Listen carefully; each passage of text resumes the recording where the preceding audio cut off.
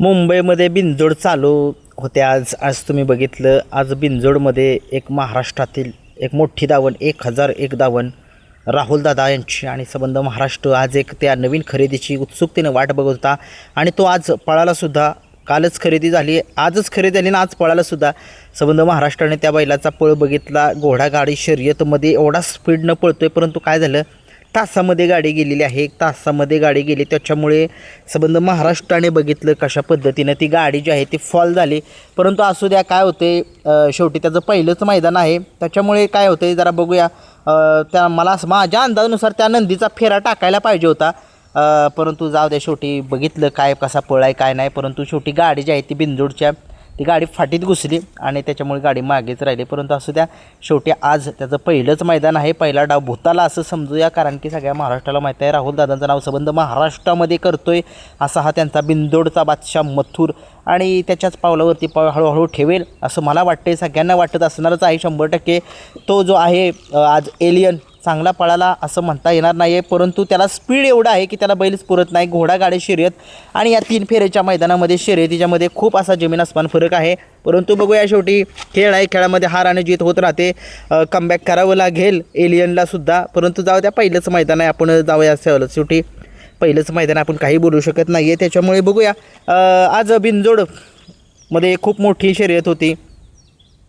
भुंगा मेहरबान या जोडीचं एक खूप मोठं आव्हान होतं. कालच शर्यत जमली होती पोस्टरवरती आणि बॅनरवरती, मी सकाळी सांगितलंसुद्धा होतं तुम्हाला. परंतु काय झालं, सुंदर 11-11 आणि काय पक्षा का काय नाव माझ्या बी लक्षात येणं झाले, माझ्या असं लक्षामध्ये राहत नाही. सुंदर 11-11 आणि त्याच्याबरोबर एक नंदी पळाला होता, मी सकाळीच सांगितलं होतं. परंतु भुंगाला रोखणं कठीण आहे. या नंदीकडे एक अजबच वेगळीच कला आहे, वेगळंच स्पीड आहे या नंदीकडे आणि मला वाटते तो 100% या बैलगाडा शहर क्षेत्रामध्ये मुंबईमध्ये सतत ठेवला पाहिजे. याच्या माझं असं म्हणणं आहे की भुंगाला 3 फेऱ्याच्या मैदानामध्ये नकोच आणायला, कारण कसं होतं आहे, एक तर एकच बिनजोड तर बिनजोड, 3 फेरे तर 3 फेरे. काय होतं आहे, बैलाचं जे आहे ते रुटीन चेंज होतं, त्याच्यामुळे थोडंसं काय होतं, बैल जमतात, त्याच्यामुळे मग काय होतं आहे, कॉम्बिनेशन ते जुळत नाही. हे फक्त कॉम्बिनेशन बकासूर आणि मथुर यांनाच जुळतं आहे, बाकीच्या नंदीने एवढं जुळणारं नाही आहे. कारण की मथुर सगळ्या महाराष्ट्राला माहीत आहे, तो बिनजोडमध्ये सुद्धा बादशाह आहे, 3 फेऱ्याच्या मैदानामध्ये बादशाह आहे. बकासूर तर काय सांगायचं गरज नाही. परंतु भुंगाचं कसं होतं आहे, भुंगा जिथं पळतो आहे तिथंच पळू द्या मिलिंद शेट, कारण काय होतं आहे, तो नंदी एवढा स्पीडनं पळतो आहे, त्याला रोखणंच कठीण होतं आहे, कारण की एवढं स्पीड आहे त्या नंदीकडे. 3 फेऱ्याच्या मैदानामध्ये मला तर वाटते नको भुंगा. मुंबईमध्ये एवढा चांगला पळतो आहे, त्याचा दबदबा राहतो आहे, 100% दबदबा त्याचा राहावाच असं मलासुद्धा वाटते. शेवटी बघूया, त्यात शेवटी ते शेटच ठरवतील, मिनी शेटच ठरवतील. पण असं मला तर वाटतं की भुंगा आणि मेहरबानने आज संबंध महाराष्ट्रानं बघितलं नाही. आज सुंदर 11-11चा पराभव झाला, परंतु असू दे, सुंदर 11-11 आणि त्याच्यासोबत जो नंदी पळाला तो सुद्धा चांगलाच पळाला. शेवटी टॉपचा नंदी हरवायचा जर असेल तर त्याला टॉपचीच गाडी पळावी लागते आणि टॉपची गाडी कधी पळेल, कोण पळेल, काय तुम्हाला माहिती आहे. मुलाखत बघितली मी, मुलाखत माझी बघा. तिथं घोटचा सर्जा बिनजोडसाठी तयार आहे, बकासूरसुद्धा तयार आहे. मला वाटते घोटचा सर्जन बकासूर आणि भुंगा आणि सैराट या जोडी जर झाली प्रेक्षणीय लढत, तुम्हाला काय वाटते, तुम्ही सुद्धा कमेंट्समध्ये सांगू शकता की कोण बाजी मारू शकतो.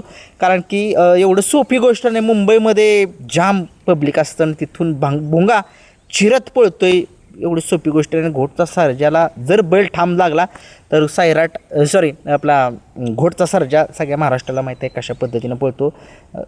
सैराट आतनं पळतो, भुंगा बाहेरनं पळतो, त्याच्यामुळे ही जोडी जी आहे खतरनाक स्पीडनं पळते. आणि घोटच्या सर्जाला जर चांगला जर बैल लागला तर 100% घोटचा सर्जा ह्या गाडीचा पराभव करू शकतो.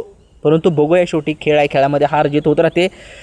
आज एलियननं त्याची बिनजोड मुंबईमध्ये राहुलदादा यांच्या दावणीला येऊन आज पहिलीच बिनजोड खेळली, परंतु आज पहिल्याच शर्यतीमध्ये त्याची हार झालेली आहे. हार म्हणता येत नाही, गाडी फॉल झालेली होती, त्याच्यामुळे एका मैदानामुळे आपण काय सांगू शकत नाही की त्याचा कसा पळ आहे काय.